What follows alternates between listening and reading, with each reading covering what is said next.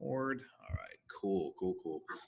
So I'm going to, well, first thing I'm going to do is introduce myself. If y'all don't know, I think I know everybody on this call. So I am Ben Nyhart, AKA the Bayou Mortgage Guy. We are the North Shore Mortgage Partners. We are in Covington, and we just opened up, Jordan and I just opened up our little brokerage here in Covington about 3 months ago. Well, yeah, about 3 months ago now.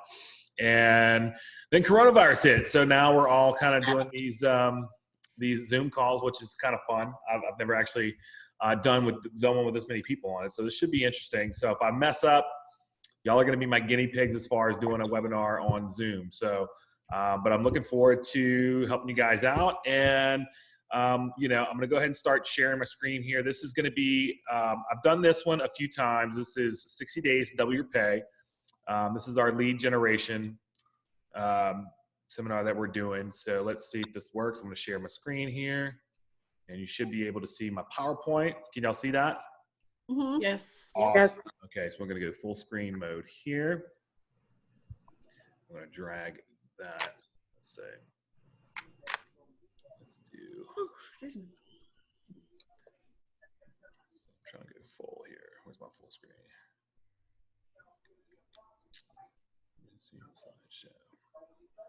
So what slide do y'all see? Do y'all see the beginning slide, or do y'all see the disclaimer slide? Number 1, lead gen. Okay, got it. Perfect.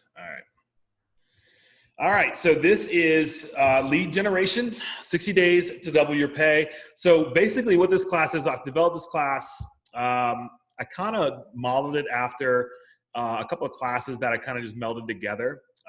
It's kind of more or less going to be a marketing type class, and it's also going to have some tips on social media, going to have some CRM stuff in here. There's going to be all kinds of different stuff that you can do. So it's going to be kind of a hodgepodge of different lead generation tactics, because not every lead generation tactic is going to work for everybody. So we want to make sure that we include just about anything under the sun, because at the end of the day, you're going to want to find out what works for you and then figure out and start doing that wash, rinse, repeat, do it over and over again. So this is one that we came up with about a year ago or so, but I mean, everything in here, I kind of updated some of the slides because it is still relevant.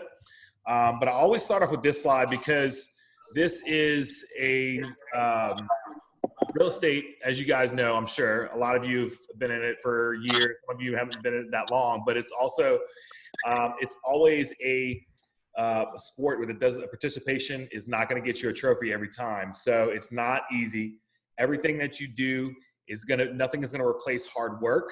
And hopefully we'll teach you how to work smarter and basically to work hard and to work smart all at the same time. So you're not always going to be the best, but you can always control on how hard you work. And if you work hard and continue to implement the right strategies, you can go as far as you want in this business. And I can tell you from experience that I've implemented some things over the past 3-4 years where if you keep doing it, it stinks some days, but if you keep on doing it, you can become successful in this business.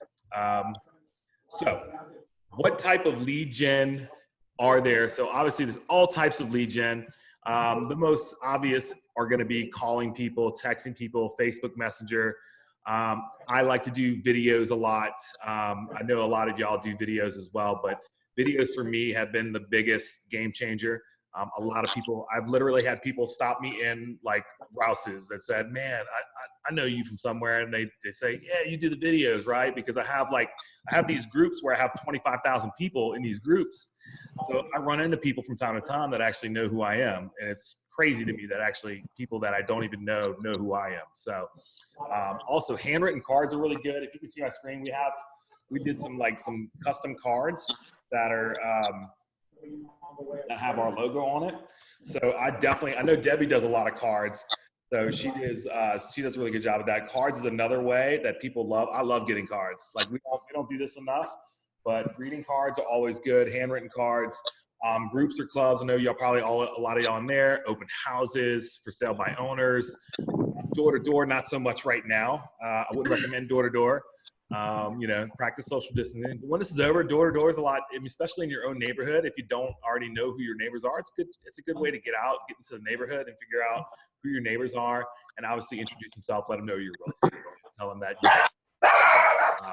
hey, if you ever decide on selling, I live three houses down, so come on and whenever you're ready to move, or if you're ready to move, let me know. Or you can always do ads. Jordan is a master on ads. I always defer to him on those. But I know a little bit about them, but like if you ever want to do ads, I know Jordan does a really good job with those. And then obviously Zillow, Realtor, lead are another form of lead gen. Those are a little bit more work, so you have to be willing to work with those a little bit.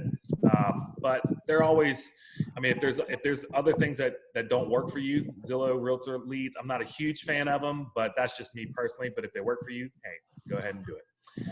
So what is a real estate lead? So basically any person you meet any day of the week, in the store. You're not meeting very many people these days, but any person you meet, whether it's via social media, out in public, any type of person you meet is going to be a real estate lead. You may not know it yet, but they're gonna be. So when I don't ever go out and hey, I know you, I'm Ben, I do mortgages. You don't want to do that. But you always want to nurture a relationship that person could be a client, because you never know. At some point down the line, they could be. I've had people that, like I said, I've met, in Rouse's and stuff like that, where they've, reached out to me after I've met them on social media, and we've actually ended up being able to help them buy a house, which is kind of a cool thing. So always keep in mind that any person you meet could be a potential client. So always kind of keep that in the back of your head whenever you're talking to somebody, whether it's in person, via social media, on the phone. So that's one thing I always like to keep in the back of my head. All right, success is not in doing 1,000 things, but it's in doing a few things brilliantly 1,000 times. So I kind of touched on this earlier. If you are doing all kinds of different lead generation activities, that's fine. But what you want to do is you're going to want to try as many things as possible. Then you're going to want to find those 2 or 3 things that you do really, really well. And then you're going to want to do those over and over again, right? So for me, I do a lot of videos, and then I also do a lot of texting, and I do a lot of in my groups. I do a lot of small videos for them as well. And then these classes are a great way to get in front of people as well. If you're doing, if I was a real estate agent, maybe doing a first-time homebuyer class, this would be a great time to do a first-time homebuyer class. Maybe invite some people over social media and try and get them into a class, and that's a good way to do it as well. And then, as I said, consistency is always the key to doing anything, right? Once you find those 2 to 3 activities that you're really, really good at, you are going to want to just keep repeating. And I put this picture of the well here in the middle, because if you're not consistent with it, just like a well, if you stop pumping that well, it's going to stop at some point, and then you're going to have to, once you get that water flowing, it's easier because you only have to pump it once or twice. Whereas if you stop completely pumping, you're going to have to work your butt off to get that water flowing again. And that's kind of the concept you're going with here with the lead generation. You're going to want to make sure you're consistently doing it every day. That way, if you stop, you don't have to start all over again, because that's essentially what you're going to be doing if you stop consistently lead generating every day. If you've seen this, it's a lead generation funnel. I've used this on several different classes that we teach. I won't do a whole lot on this, but the biggest takeaway you want to follow on this is to get as many people in this blue area right here. Get as many prospects. Like I said, anybody you meet is going to be a prospect. So you're going to want to fill that bucket up as much as possible to get them down here to close deals. Like I said, and there's many people that you meet every day that are going to be potential, buyers down the road or sellers down the road. So never take that for granted. There are 3 buckets of business. There's really only 3. I mean, there might be some other subcategories of these, but there's really only going to be 3. The biggest one and the most important one, in my own opinion, is going to be your circle of influence, right?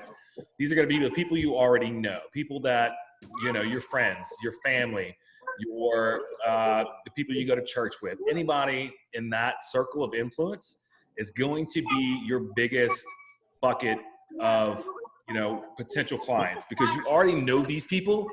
And the only time that people are going to, there are two reasons people do business with you: because they know you and then they like you, or they're both. If they know you and they like you, there's a better chance of them to actually do business with you. Networking. That's one that you're going to go outside of your circle of influence. That's going to be things like doing different events around town, maybe hosting open houses, maybe hosting different wine tasting, anything like that. Networking, Chamber of Commerce, all kinds of different networking events that you can go to, meet people, establish those relationships, and then eventually, hopefully, turn those people into clients. And then obviously lead generation, the concept behind the actual lead generation part is actually, maybe paying for leads or buying leads somewhere else. People that you don't already know that you're trying to get to know and get them into that funnel. You can run Facebook ads, Zillow ads, Realtor ads, just to get the people in the door. That's going to be the hardest way of doing this. I've seen people do it and become very successful at it, but that's going to be the hardest way to do it. I much prefer doing the first two. And then if you want to add supplemental, maybe throw this in later. But hey, man, there's a lot of people that are a lot better at it than I am. I hate actually like buying leads, because that's going to be a very low percentage as far as, getting people to the bottom of your funnel. All right, so now we're going to talk a little bit about managing your database. This is more or less going to be, I believe in actually having a very tight CRM, or at least have a good database to where you're keeping your clients. So tracking your leads is going to be crucial. In the beginning of my career, I had a ton of people fall through the cracks, where I would see on Facebook or Instagram where they bought a house. And I was like, man, I talked to those people like 3 months ago. Why didn't they close with me? Well, it's because I started with them, and maybe they needed a little credit repair or needed some more time. And I didn't follow up because I wasn't tracking where my leads were going. So that is why it's very, very crucial to make sure you are keeping track of every person that you come in contact with, especially in the real estate sphere, where every person you meet can be a potential client, because everybody needs a house, right? Everybody that's gonna walk through your door is gonna need a place to live. So that's why I think keeping your CRM tight is going to be one of your biggest attributes as a real estate agent. So this is some of the different ones that, some of the different CRMs. I mean, I've done simple as doing an Excel spreadsheet. I use Pipedrive now, although it's kind of like Pipedrive's a little bit outdated. But I love it because I'm just so used to it, and I don't want to change. I'm one of those people, like, I'm the old crabby guy that don't get off my lawn. I don't want to change because I like it. I'm used to it. It works for me. But all these different CRMs could be one that works for you. I hear LineDesk is really good. It's very, it's very user friendly. It's very cheap. They have automated follow up. I've never used Constant Contact or Top Producer, but those are some other ones, some other CRMs that you can look into. And I'll show you exactly kind of what mine looks like. So this is Pipedrive. Pipedrive is very user friendly. I mean, you can literally take these different categories up top, and then you can basically make them what you want. This is how mine looks. So basically you get a lead in, and I've become very, very good at this now, but I used to suck at it, where I would forget to put people in lead in. If you get them into this right here, you get them into that lead, the better chance you're going to have of actually following up with them, because the moment that person touches base with you, you need to get them into your spreadsheet, get them into your CRM. That way you do not forget about them, because I can guarantee you, I got to this credit repair here, and I just forgot about him. Like, here, talk to my credit repair guy, or talk to this person, and just forgot about him. And then, like I said, I'd see him 6 months later on, on social media. They bought a house. So getting them in the actual CRM is going to be key. So this is what I use. Pipedrive is very good as far as simpleness goes, and then you can set up alerts and tasks and things like that. If y'all have any questions about Pipedrive, I'm actually an expert at Pipedrive. If you learn how to use that, just let me know. All right. So as far as whenever you want to lead generate, you want to make sure that you're devoting time to this each and every day. So I put this slide in here, clearing your deck. whenever it's time for you to do whatever it is you're going to do, whether it's going to be phone calls, whether it's going to be postcards, whether it's going to be Facebook ads, whatever you devote your time to each and every day, make sure you block that hour or hour and a half, however long you want to do it. I always say hour minimum at least to do your lead generation. Turn off all your notifications on your phone. That one became a struggle for me because I always it's my job to be on social media because I am checking on my groups. I'm checking on, different things that, different posts. So I'm not missing any lead opportunities. That hour, turn off all your notifications, go to the bathroom. And I see that I put this in here before this whole coronavirus thing happened. So tell your family, spouse, children, parents, everybody that's not necessarily going to be in the other room, because sometimes you will be at the office when everything gets back to normal, but you still want to tell your people, don't bother me between 9:30 and 10:30 because I'm going to be lead generating. And that is going to be something that you're just not going to be able to, you're going to have to set that in stone and let your people know, this is when I'm lead generating. I don't need any distractions. So please don't call me during this time. So that was one of the toughest things that I had to do, but I mean, it works if you're willing to commit to that. I kind of hear some feedback. If I'm gonna try and get I can hear somebody's kids, I think, in the background. Hold on, guys. Whoever's got kids, can y'all mute your mic for me, please? Pretty please.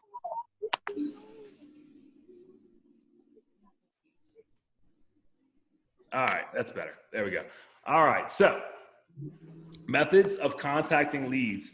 So depending on what you're comfortable with is going to depend on which one of these work for you.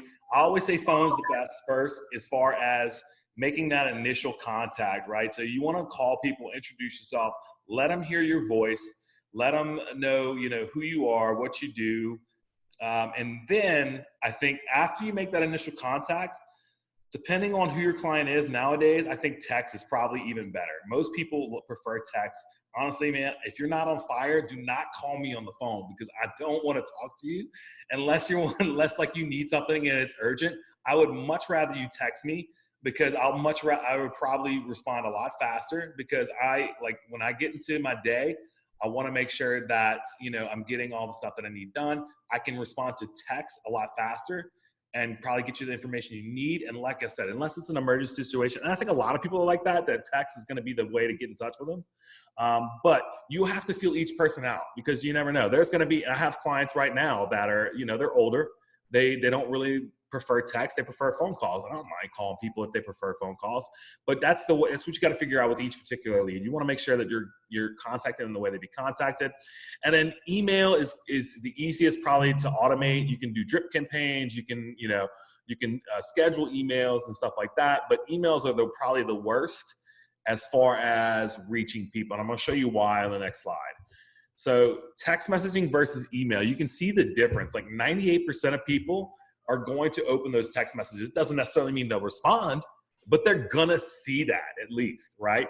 Whereas only 22% of people actually open emails. I can tell you, I probably delete about 100 emails a day that I don't even open just because there's no need to. I already know what's in there. But if you send them a text, they're more likely to see that. And obviously the response rate is going to be way higher on a text than it is on an email because obviously they're opening 98% of those texts, whereas they're only opening up 22% of emails. So if you can text, do it. If you find a super secret way to do emails, let me know because honestly, I've not had very much success with following up with leads with email, except for the ones that actually prefer email. Like I've actually done a whole deal through Facebook Messenger, never talked to them on the phone, never met them in person. We did an entire contract through Facebook Messenger. That's just the way things are right now. Unfortunately, it's just or fortunately, if you don't like talking on the phone. So, this is one of the text groups that we use.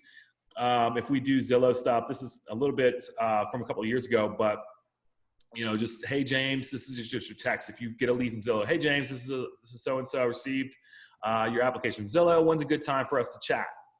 So about 5 minutes after that, if you don't hear from them, I forgot to tell you, we're a local company. I forgot to change Humble, but this is actually, you're a local company here in, Mandeville, Covington, wherever you're located. and go ahead and just let them know, like, hey, this is our site to where you can look at some of our reviews. They don't answer after that, follow up the next day.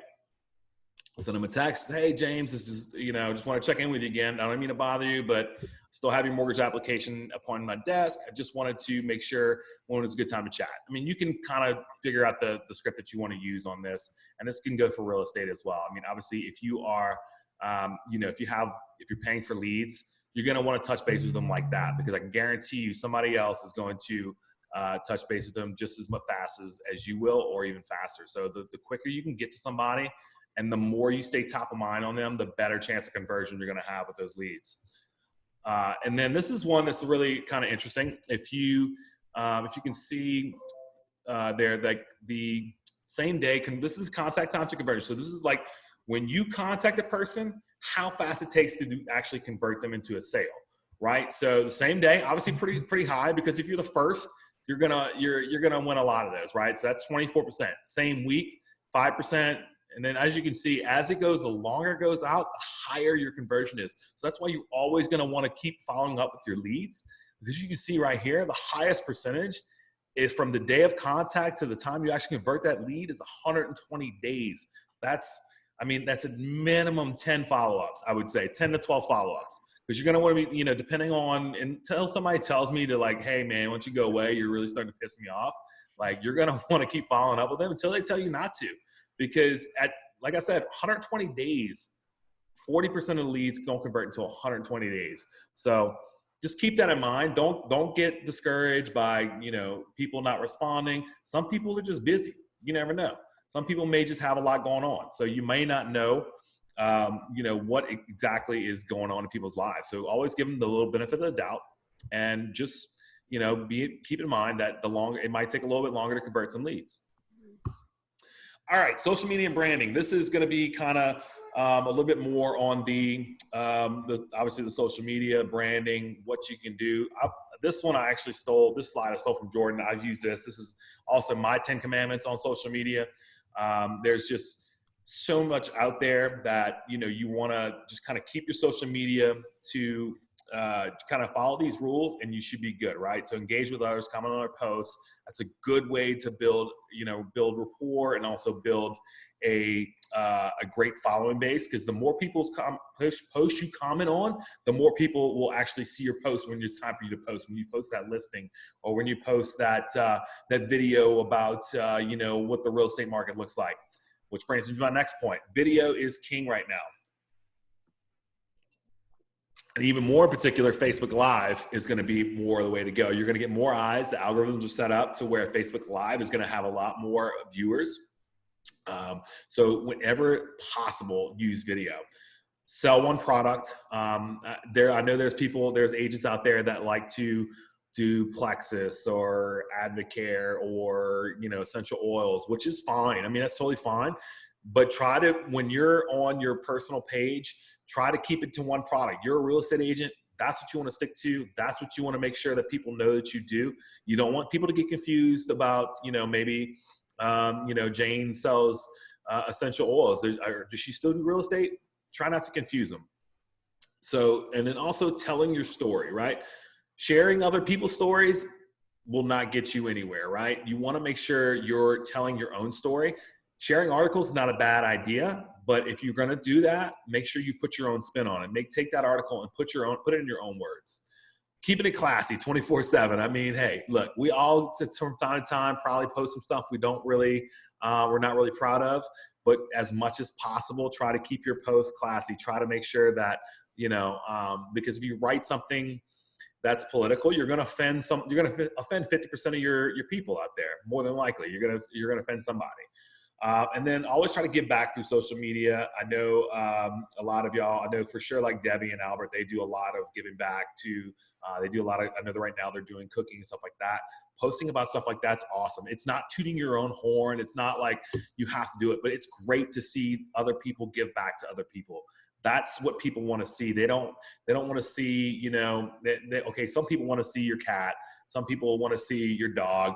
But most people want to see the feel-good stories, and they want to see people giving back. Private Messenger is also another way to kind of increase your edge rank. What that is basically when you're private messaging people, that person will see your next 2 posts. That's the way it used to be. I'm not 1,000% sure that it's the way it is now. I'm pretty sure it's pretty close to that. So when you private message somebody on Facebook, you will see their next 2 posts, or they will see your next 2 posts. So and message as much as possible. Like, just if you're just keeping up with somebody, just try to message people and try to see what they're up to. And then, they're guaranteed to see your next 2 posts, which is awesome. Get reviews. Always get reviews whenever you can. I've actually slacked off on this because I had an automated system when I was at Nations. Now we don't have that. So I got to get back to getting reviews, but that's key too, because a lot of people, the first time they're going to be researching a real estate agent, or any type of thing like that, they're going to go check, they're going to Google your name. They will Google your name guaranteed. And when they Google your name, what do you want them to find? Do you want them to find, your personal profile on, Twitter, or do you want them to find your reviews on Zillow or wherever you keep your reviews? So making sure that you get reviews, I used to be very good at that. I got to get back to that, but that's definitely something very key. Be open to the negative and don't engage in arguments. Obviously, that's an obvious one. Just, try to be positive. Even if somebody pisses you off, try not to engage in an argument, right? You don't want to be that person on Facebook, because I guarantee you the person you don't want to see that will see that. And then always be consistent, right? Try and keep your posts as much as you can. Post as much as possible. I don't think there's a such thing as overposting. Well, there's a such thing as overposting, but for the most part, there's no such thing as overposting. So try to be consistent. Post as comfortable as you feel posting. All right, so this is how you increase. This is easy peasy stuff right here. How to increase your visibility in 5 minutes. Make your profile public. I get it. Some of y'all have kids. My wife doesn't like to make her post public, but if you're a real estate agent, your life needs to be public. Mine's public. I don't have a problem with people seeing my posts. I understand it, that if you have kids and you don't, you're trying to protect your kids, I understand that totally completely. Make your post public. You can do that too. So if you don't want to make your profile public, make your post public so you can actually make individual posts. Like if you want to keep the ones out of your kids that you don't want to make public, you can keep those private. And then the ones that you can make public, make those public. The more people that see it, the better. And then just get over what you post. I'm a big person. Like when I do my videos, I do a lot of videos.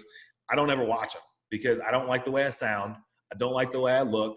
I mean, I just never watch my videos. So when you post something, just hit the send button and just forget about it. I don't ever watch it because, you're always going to be your own worst critic. So just keep in mind that as long as you're actually making the post and doing what you're supposed to do, it's going to have an effect.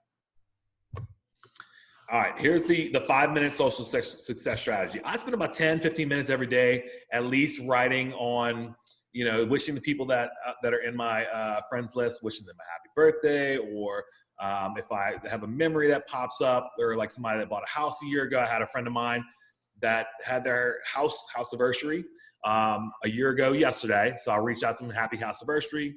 Now he wants to refi. There's a lead right there, boom. And then, or maybe they have a neighbor that wants to sell their house. Maybe they have an aunt or uncle that's looking to buy. So that's why you want to always be contacting people, contacting your friends via social media. Send a message to 1 to 3 people and leave a comment on a different post. Just do that. It takes 5 minutes. I mean, and it's gonna pay dividends in the end, I promise. And the reason I'm touching on Facebook a lot, because Facebook is probably the biggest way to attract leads via real estate. I mean, I've seen some people do it in Instagram, Twitter, not so much. I mean, I don't know too much about Snapchat. I'm not sure if people are snapping real estate. I'm sure there's some agents out there that do that, but Facebook is probably the biggest way because almost everybody's on Facebook. So, this is why I kind of go heavy on Facebook. So the Facebook love-hate, long text, right? So whenever you're, I don't do this a lot. Jordan does this a lot where he will type these long posts. So they actually will count, they'll time how long you're typing or how long you're texting or in your box for your post, because Facebook likes that. That'll increase your edge rank as far as your post goes. So the longer you spend taking the time to actually figure out what you want to post, the better. This is what I'm better at: photos, custom memes. My memes are pretty legendary. I know you've seen some of them. Not to toot my own horn, but I do have good memes. And then people want to see family. Some people want to see your wife, your kids. And then obviously ladies get better engagement. I think I'm speaking to all ladies right now. So there you go. That's just the name of the game, guys. People want to see your family. They want to see your kids. They want to see, just basically want to see feel good stuff, right? As I kind of touched on earlier, videos are king right now. If you can do Facebook Live, that is definitely the ultimate as we sit here right now. That may change in the future. And then, as I said, Facebook Messenger is king, because if those people are gonna see your next 2 posts, why not reach out to a couple people a day? Just makes sense. And then I kind of touched on this as well. So staying out of the friend zone. So you want to keep away from sharing links to other pages, because Facebook hates when you share links to that's going to take people away from Facebook. So they're not going to want links to articles to HGTV or Realtor or even YouTube links. Like, Facebook does not like those, because you're taking them away from Facebook, because they don't want their people to go other places. So you want to try and if you are going to post a link or you're going to post an article, make sure you kind of put your own spin on it. Like, put Catherine's spin on, what the housing market's looking like right now, or what goes good in a summer deck patio. I don't know, but just basically put your own spin on it, because people don't. And honestly, if I see somebody share an article, unless it's something I'm really, really interested in, I'm probably not going to click on it. All right. So lead gen branding. So this is going to be all about your brand. So this is something I worked very hard on over the years. And I know that a lot of y'all have kind of done the same. I know that branding is going to be key. So when people associate your name with real estate, that's when you know you've built your brand, right? So what exactly is your brand? I mean, it's everything, right? It's your name. It's your life, your family, your actions, your clothes, your logo, your slogan. So every day, if I am going somewhere, I'm putting on one of my hats, whether it's my North Shore Mortgage Partners hat, Bayou Mortgage Guy hat. I'm going to have it on because people ask questions. Because I had a guy the other day, he's like, "Oh man, I really like that hat." I'm like, "Oh yeah, it's cool. It's my new mortgage company we just opened up." It starts conversations. So when you're talking about your brand, you want to make sure you always have your brand. And that doesn't mean necessarily wearing brands like logos. It's also the way you carry yourself, right? Your family, everything you do is your brand. And that's something to always keep in mind, because people are watching, whether you know it or not. People are going to be watching you, and they're going to associate you with the way you act, with the way you dress, with the way you carry yourself. So whether you like it or not, you are your own brand. And it's not just logos. It's not just, things like that. It's just the way you carry yourself in general. So this next slide is just kind of some different logos. These are mostly people in Houston. I kind of have, and I threw mine in there because I like mine.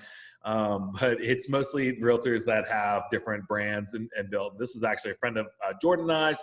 He was our fraternity brother. He's the bow tie guy. Let's just kind of show you some different ideas of having a logo. And then, like I said, if you can get your logo on apparel and wear it as much as possible, do that, man. Because people will ask questions about, man, that's a really nice hat, or that's a really cool shirt, or that's a really cool cup. Whatever you can put your logo on, and more people ask questions, the better.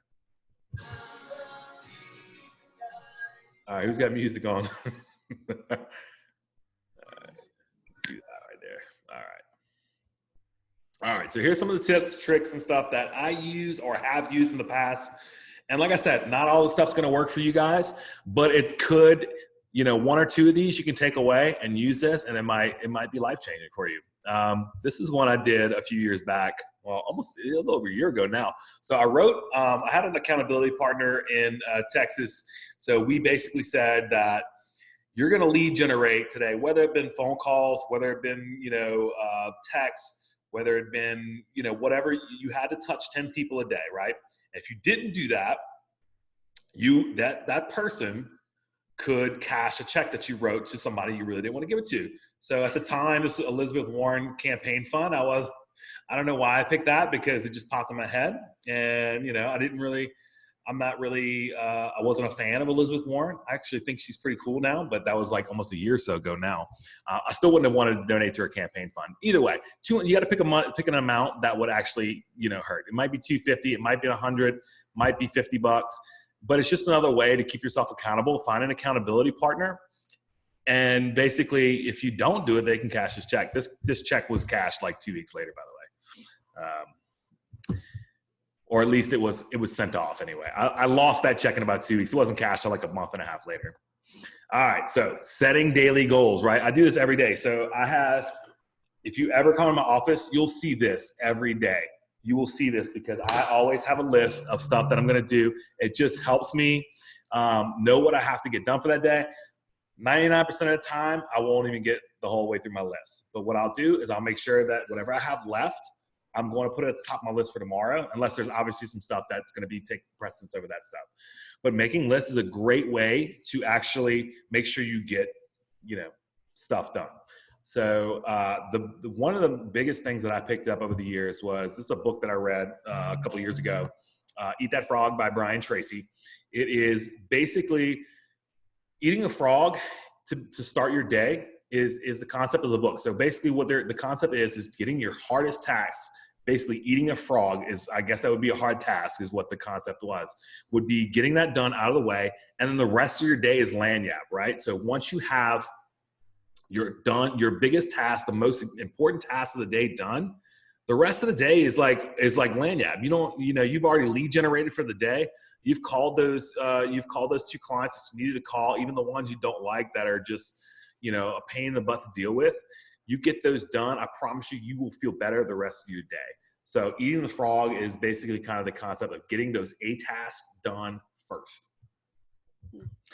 And this is one I actually took from, I have a few friends that are in the medical field. Actually, I have some of my best friends are nurses, and this is something they use. So see one, do one, teach one. Right. So the mantra of nurses is to help each other. Right. So that's another thing about getting an accountability partner. So getting with somebody that's been in, a mentor in your office that can help you. So when you see something, then you learn how to do it. Right. And then when you learn how to do it, you do it on your own. Once you've mastered doing it on your own, then you can teach someone else to do it. I promise you that's one of the best ways that I have found. I've taught people. I had somebody reach out to me today that I took when I originally got my mortgage license. She just Facebook messaged me about getting back into the mortgage business. She wanted me to mentor. I was like, sure, why not? I mean, I really don't have time to mentor somebody right now, but I said, look, if you have any questions, you want to do something, you have specific things about getting back in the business, let me know. So, investing in someone else is very, very rewarding. And then if you're one of the newer people, find somebody that that can mentor you, or that's actually willing to mentor you. And then, sharing that with other people is very rewarding. So I would definitely live that mantra if I can, every chance I get anyway. All right. This is knowing your why and visualizing your why every day. So normally I keep my kids' pictures on my desk. But obviously I'm sitting at 2 fold-out tables in my bedroom right now. So I'm not really doing that right now, but my family is my why, and then obviously we're all here to make money. I put money, I'm not afraid to say that. I'm here to make money. I'm not here to, I'm here to help people too. Don't get me wrong. That's part of the business, but the reason I want to be able to give my kids, my wife, the life that I think that it deserves. So that's why I put the money. That's why I put my kids going to Disneyland, and then actually was able to attain this dream this year. So I was able to actually buy my house, the house that we wanted. So that was pretty cool too. So finally being able to do that is awesome. And that just becomes with doing, being consistent and doing your lead generation and just doing the same things over and over. That will eventually make you money. All right. And then next we have this slide. I hate the phrase that failure is not an option, right? The reason I don't like it is because it has to me, it just seems very negative, right? Because if you're not failing, you're not trying. I get it. The overall goal, you're going to fail. And you're saying basically, I get what the failure not an option means. You're trying to reach your overall goal. So you want to fail to get there. But at the end of the day, you want to succeed. But if you're not failing, you're not trying every day. I promise you, I sucked on the phone. I'm still not very good on the phone. I'm just not a very good phone person. So I've had to adapt to doing text, to making videos. honestly, if you can do that too, there's a post in the group that basically you can make a video while explaining a screen share. If you can do that, people love that. Like that soapbox by Wisty. If you find that post, try that out with some of your clients.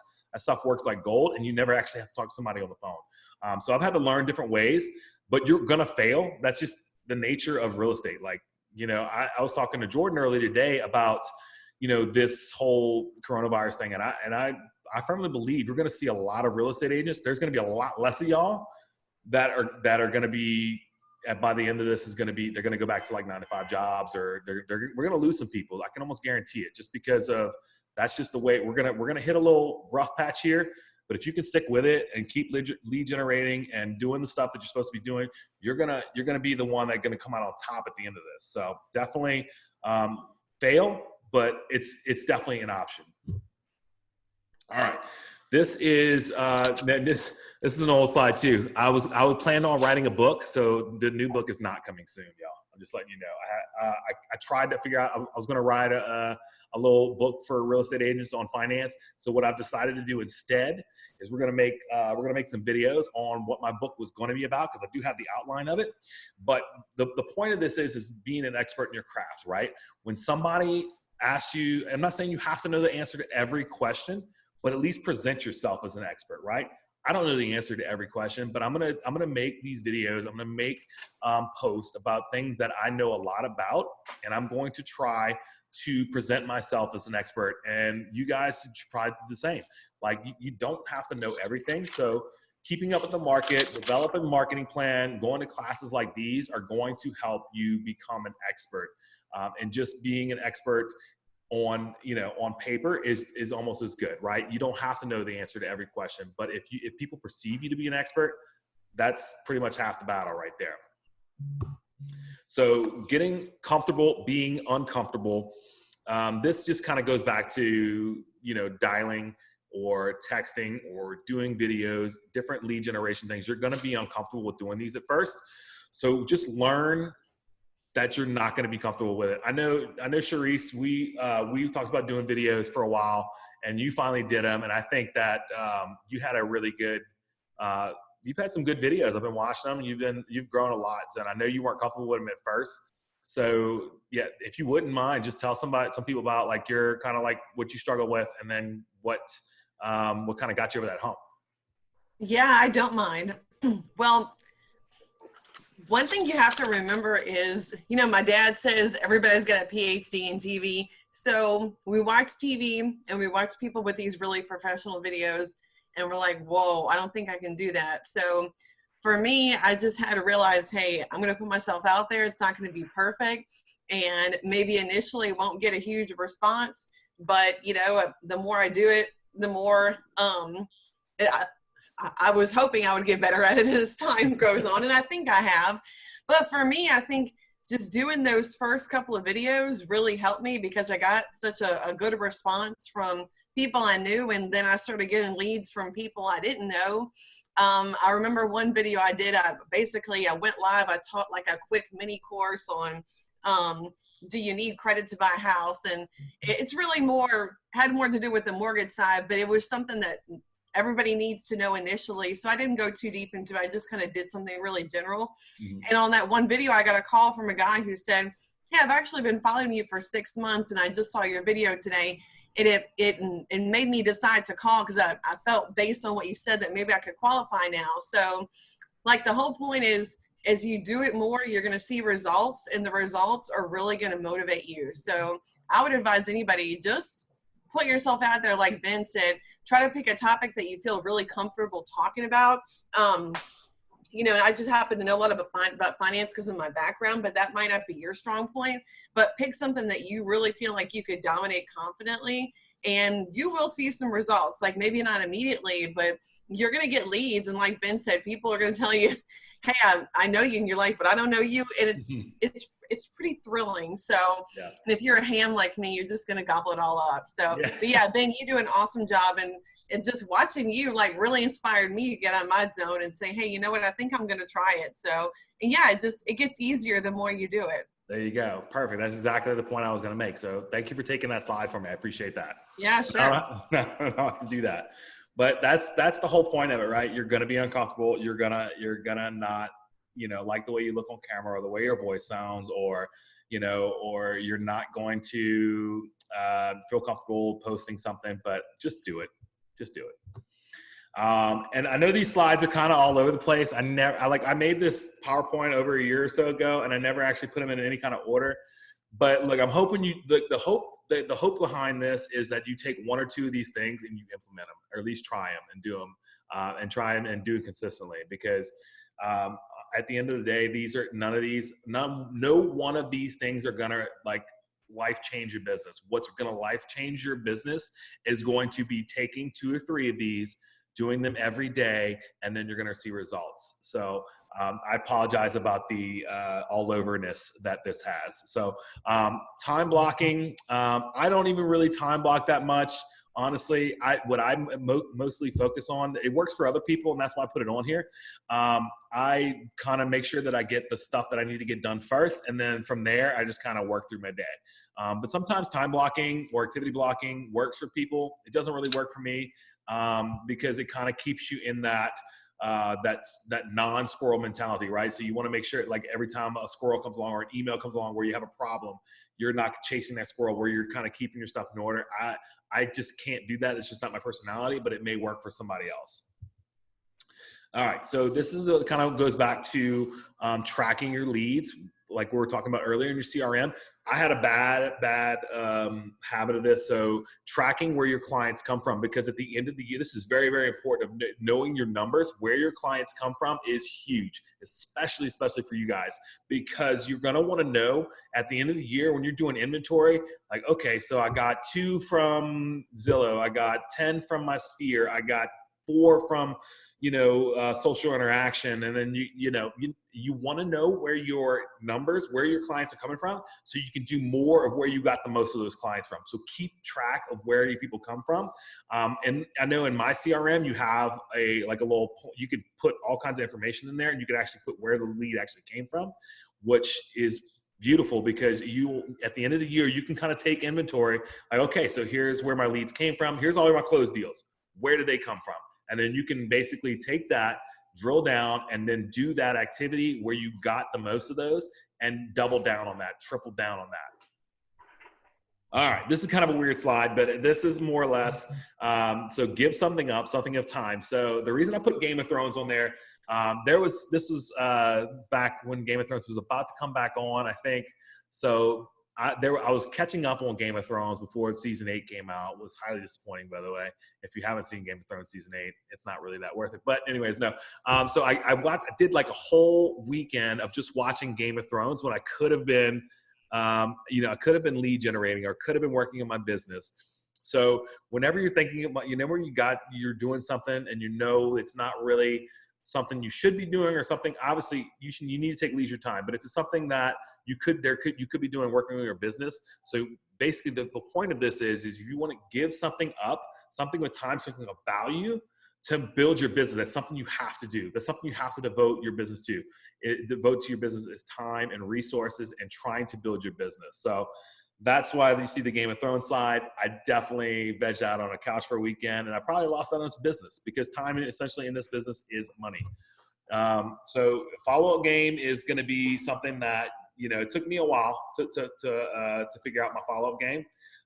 So you're going to want to text with your contact card immediately. I do that almost every single time, because you want people to make it easy on them. Have your contact card, text it to them immediately, and then all they have to do is click a button, click save, and then boom, you're in their phone. I usually do the next day, send them a physical thank you card if you can. Like, hey, thanks for talking with me, filling out an application, and you guys, thanks for taking a buyer consultation or listing consultation.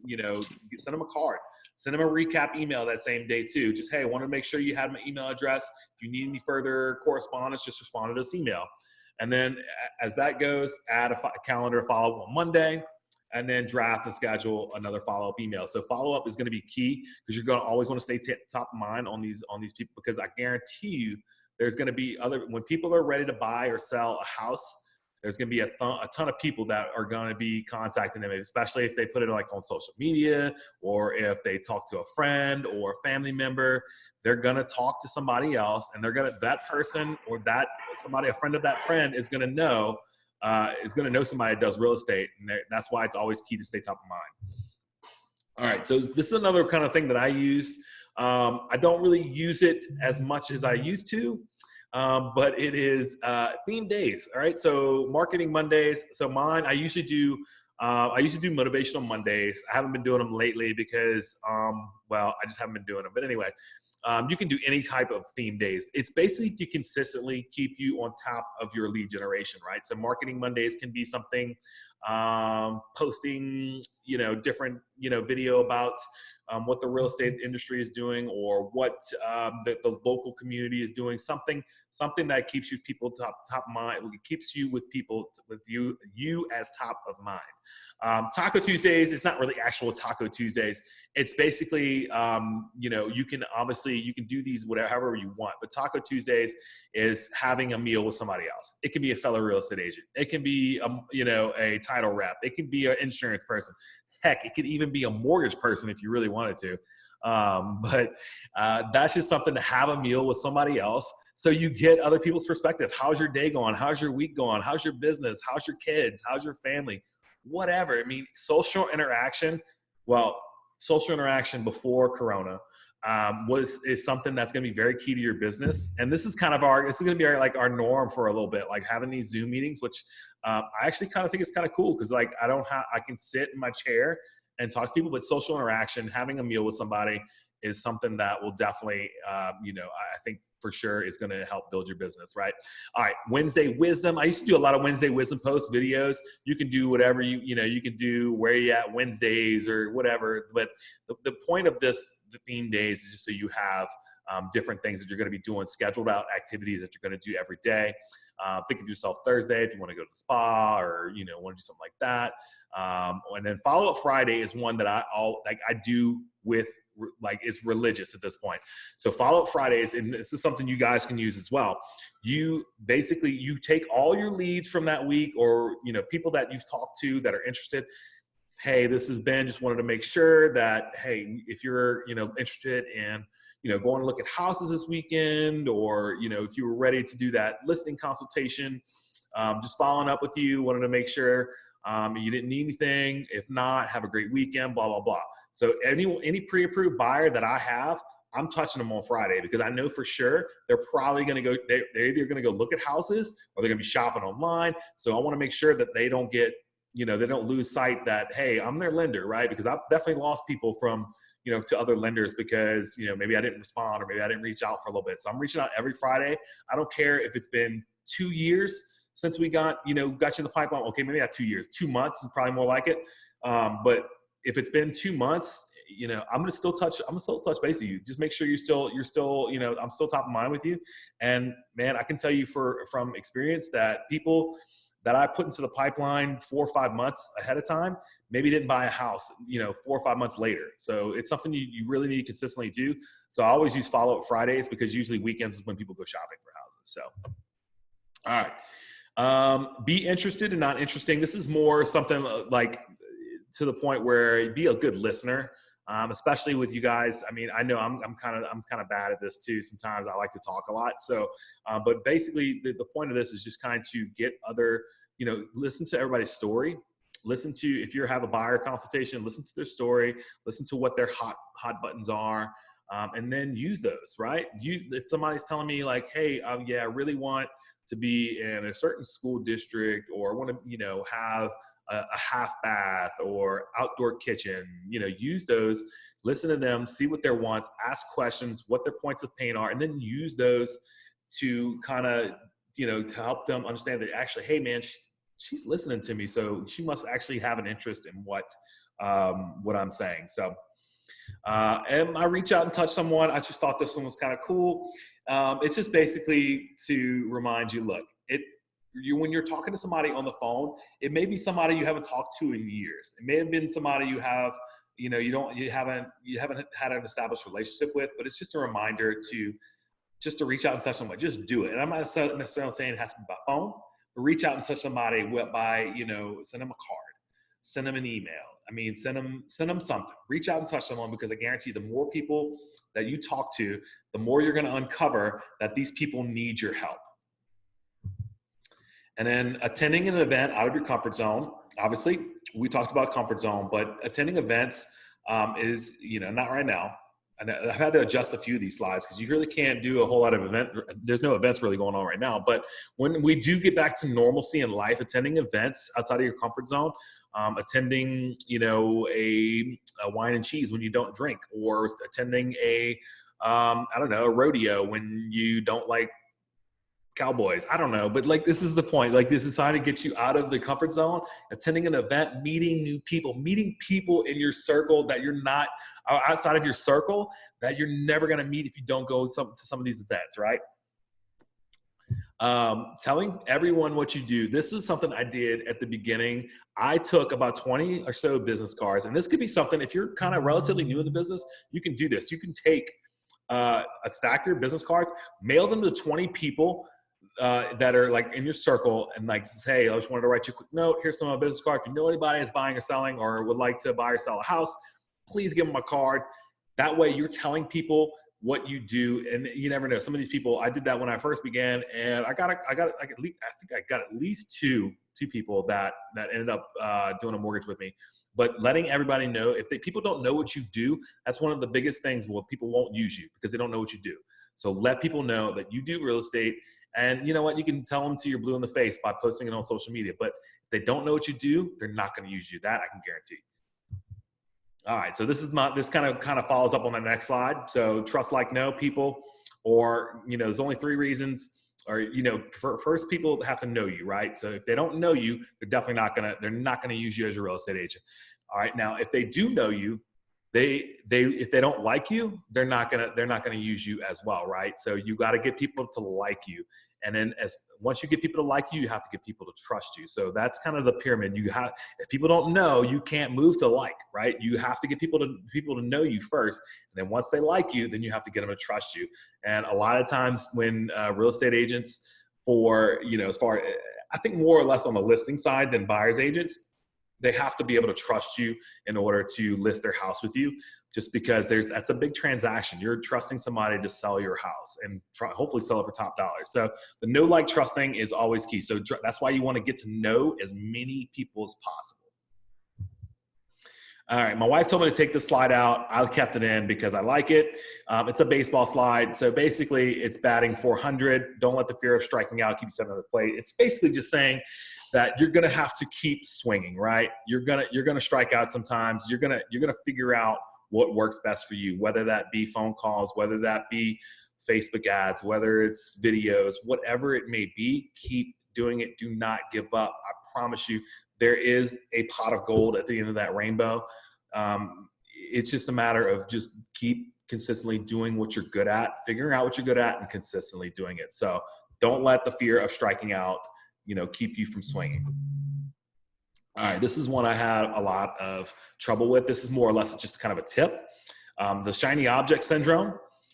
There is going to be all kinds of different things out there as far as CRMs, and there's all kinds of different things that you can buy as a real estate agent that will kind of give you that shiny object syndrome. Like, okay, I'm going to try this, and you spend the money and you find out it don't work. I used to be the worst at this. So what I always tell people is keep it simple, focus on what you do well, and don't chase a shiny object, because at the end of the day, hard work, consistency, that's what's going to pay off. These cool little gadgets and things like that, all right, maybe they'll get you a 1 or 2, but it's not what's really going to help in the end is going to be hard work, consistency. All right, so this is an easy one for you guys. Like I said, prospecting in your own backyard. Make sure you do your research in your neighborhood. This would be like one of the first things I would do is to go make sure, find out what my neighborhood's all about, find out the demographics, meet all the neighbors, make contacts, because at the end of the day, I guarantee you there's probably somebody in your neighborhood right now that is thinking of listing their house and buying another house. So getting to know your neighbors is very, very lucrative, because I've I had a person down the street that already listed their house, and I've only been in this neighborhood for 2 months now, and they've already listed and sold their house. And I live on a small street where there's only like 30 or 40 houses on the street. So, and that's, that's it's just nature. Like, people are going to buy, they're going to sell, they're going to want to, so getting to know your neighbors is going to be an easy way to, to find leads and to find buyers, sellers, and things like that. So the danger of being busy and not productive. So I know I'm guilty of this, and I'm sure you guys are kind of the same way. The real estate business and as well as the mortgage business can be a roller coaster, right? So you lead generate and you get so busy that, you're getting to the point where you're going here, and then you're so busy, you forget to lead generate. And then there you go. You're going down that roller coaster again, right? So then you start, okay, well, now I don't have any leads. Now I have time to lead generate. Now you're going back up that roller coaster again. And then when you get busy again, and you go right back down. So that's why I always preach that you need to lead generate every day, so you don't hit that roller coaster, because you can't make the excuse that you're too busy. You can't make the excuse that you don't have time, because you don't want to ride that roller coaster of, getting busy, then just making an excuse that I don't have time to lead generate anymore. And then boom, you're back down to the bottom again when your pipeline's dry. Writing stuff down. I told y'all I always have my handy dandy legal pad, writing stuff down every night, trying to figure out your day the next day. Identifying your A tasks, meaning identifying those tasks you need to get done in order to have a productive day. Making sure you write down your actual goals, right? Make sure, I'm sure everybody has goals in the real estate business. You want to, do so many transactions, sell so much dollar amount of real estate. So, you want to write all this stuff down, because until you write it down, it ain't real. I'm a big proponent of that. Unless you're writing stuff down, like, if you could have all the greatest ideas in your head, and once you actually write them down and put them on paper is when it actually becomes real. And then practice journaling. I don't really journal too much anymore. I don't know. It just became tedious to me, but a lot of people like journaling. And I've had success with journaling. I just became too tedious. But a lot of people are writing down successes and stuff each day, or writing down stuff that you struggled with every day. It can definitely be beneficial. There's been many times where I've gone back in my journal and looked and okay, so this didn't work, or I struggled with this day. How can I improve? Right. So reflecting and correcting, right? So you want to reflect on what you did well, what you didn't do well, and then try to correct it. And then we are almost to the end here. So biggest thing that I can probably implement on you guys today is to treat your business like a business, right? So you're self-employed. You're in business for yourself. So, and excluding these times, this is like the fifth or sixth time that I had to do this. Excluding these times, it's not okay to go to work in your pajamas. It's okay now because you're social distancing. It's cool, but for the most part, try and get dressed, man. Even today, this is what I normally wear to work. I'm just comfortable in stuff like this, but in a hat and a polo. I'm wearing shorts though, by the way. I'm not doing jeans, but anyways, but treating your business like a business, getting dressed every day and making yourself feel better. And then just basically treating your business like a business, right?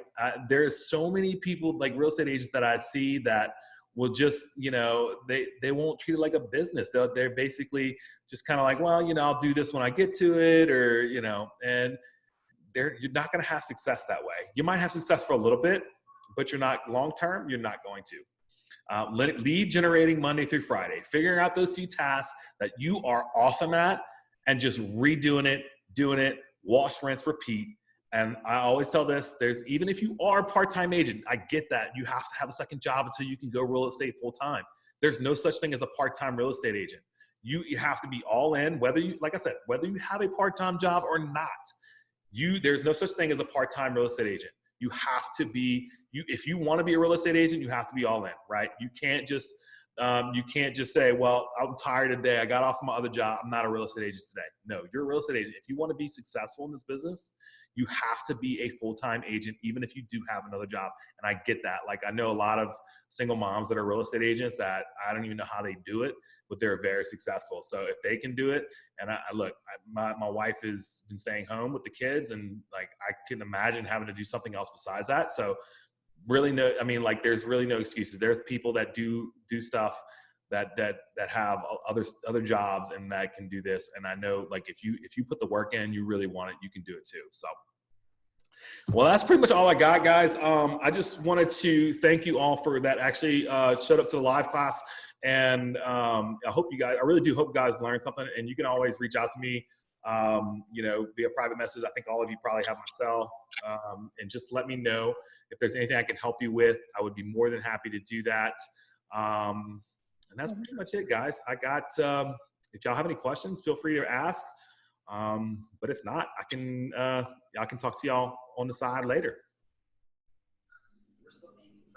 This was awesome. Thanks, Ben. You're very welcome. Very, very welcome. Great job. I got tons of notes. Awesome. Well, cool, guys. Well, I will sign off for now unless anybody has any questions. But yeah, I will talk to you guys soon. Y'all stay safe and stay quarantined, right? Social distance. Stay healthy. Y'all stay healthy. All right, guys. I'll see y'all later. Bye. Hasta luego.